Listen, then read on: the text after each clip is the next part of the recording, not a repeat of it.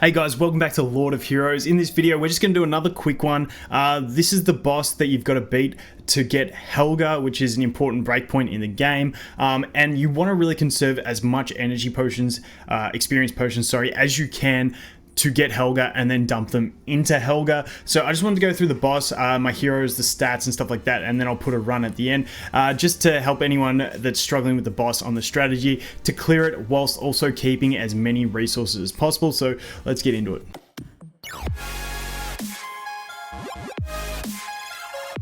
Okay, so this is the team that I used with it. As you can see, my Charlotte is actually 4 stars, so we did get the materials to upgrade her. I pumped her up to level 26 it was. I've done a little bit more progressing, so she's got to 27, but I put her up to 26, Fram 26.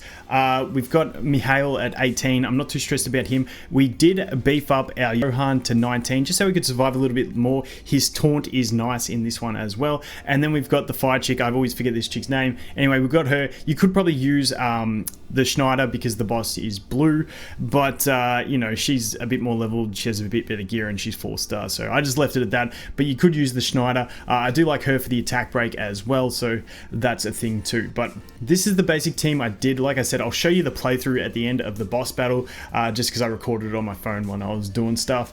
But basically, what you're going to want to do is, for the first 2 waves, which are both mini bosses, the first one's going to be Helga, and then the second one's the old dude, I can't remember his name. But basically, all you're going to want to do is use basic attacks for these. For the first wave, you can use some of your skill 2s, but just use as many basic attacks as you can. And then if you're getting low, use the ultimate skill of Charlotte, just to keep yourself healed and shielded. And then basically just try and save up as much of the energy bar and skill cooldowns for the last wave. And then when you get the last wave, I just straight up target the boss the whole time. You're going to want to use Fram's.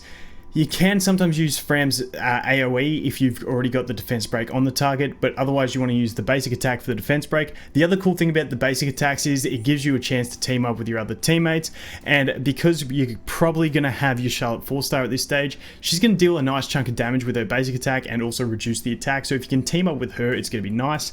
Mihail, you just basically cycle through skill 2, skill 1 whenever the skill 2 is available. Johan, you can use his AoE to try and get an attack break, but I also like just using his his basic attack. Once again, you can team up with other guys, but also just to try and get that taunt, so that the boss doesn't use skill 2 or skill 3. The skill 2 of the boss, you don't have to be threatened by. It's pretty basic. It just puts a defense buff and a regen. Or is it the shield? No, it's the ultimate that does the shield. So the ultimate's big AoE damage and a shield. And then this chick here, you're basically just going to use her basic attack and her skill 2 for the attack break when it's up. The only real thing in the strategy is whenever the boss's ultimate is on 1 turn left for the cooldown, that's when you want to use the Charlotte ultimate to shield. That's pretty much the strategy you want to go through the whole time.